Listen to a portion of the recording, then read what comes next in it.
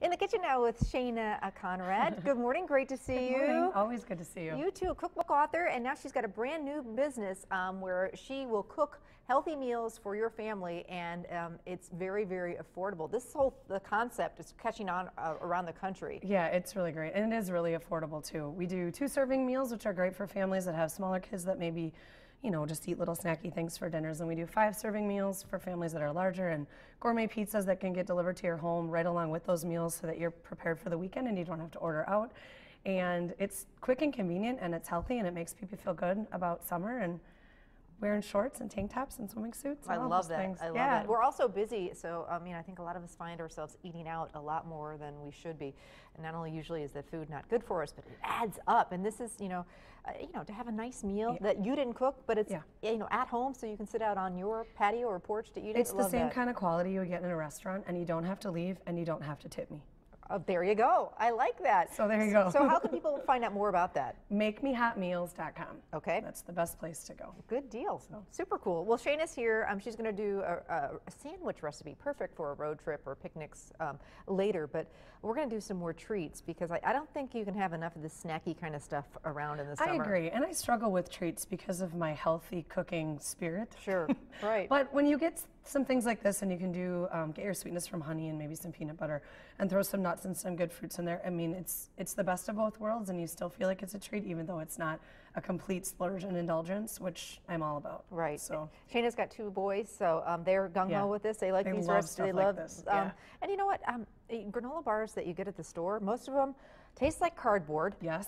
And a lot of them are not all that good for you. Just because they say granola bars, people are like, oh, I can, no. Have them all day. Yeah, some of them aren't good for you at all. So you can make your own, and they're cheap. And most of these ingredients, I'm looking at. Yeah, we don't have to bake them. Okay, love that. We dump everything, stir it, and leave it sit for a few minutes before we cut it. Perfect. It could not be simpler. So tell me about, we're starting with oats. These are just an organic rolled oat. Okay. So no preservatives, no artificial ingredients, no enriched flours, which I'm really, really supportive of. Okay. So dump. Dump, okay. Does it matter if they're quick cooking or whatever? It doesn't really matter. Okay. The taste will be very similar. I use rolled usually. You can use quick cook. You could even use like a flavored organic granola, like maybe a maple and cinnamon or something like that would be kind of fun. Oh, that's nice. My husband, we have always on hand steel cut oats. Yeah, those are fine too? Wonderful. Okay, Yep. I know they're supposed to be better for you. Okay, Yep, exactly. All right. We have flax here. Okay. That's just, I add that in because it's a good healthy fat, and the kids don't even know that it's there, and it actually just makes the granola bar more crunchy, which they like, even though they don't know why. Perfect. So I Love like it. that. So add some flaxseed to your recipe. You got it. Raisins? Golden raisins, again, they're prettier, and they're a little bit different, but they don't taste different, and so it's just like a fun little twist. Okay. I'm just going to do like a bit of a rough chop on some almonds, and if you can put the peanut butter in while Now, all peanut butters are also not created equal. They are not created equal. Tell me about this one. Again, an organic, all-natural peanut butter. There's no added salt. There's no added sugar. It's literally just peanut butter and nuts. They do a honey version, and they do creamy versions of both the honey and the crunchy. They have to be kept in the refrigerator, but the oil's not going to separate. You're not going to have any trouble with them.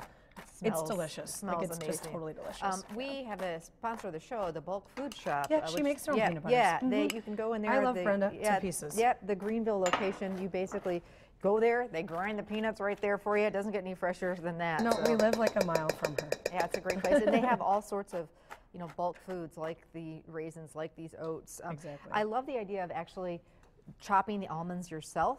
Rather than non-uniform pieces, bigger chunks, more crunch, and I think it looks more fun. And I'm such an almond person, or the almonds with sea salt would be yummy in here. Yeah, so, it would be really yummy in here. Okay, so in they go, and then some honey. Yeah.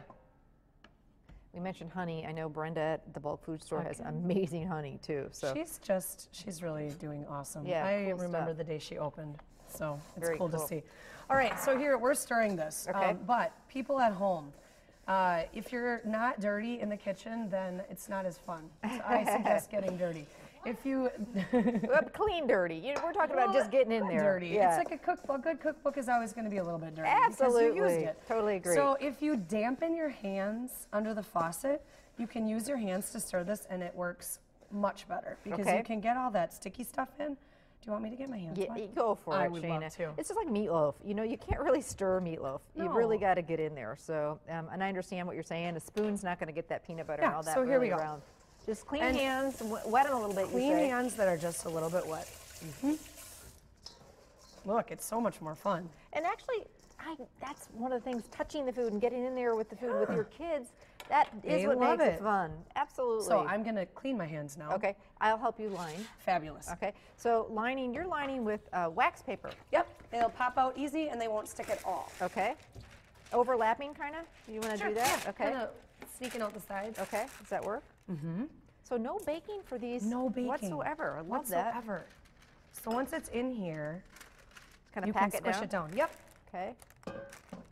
And then, do you need to refrigerate it a little bit to set up? You can either refrigerate it or just let it sit. Okay.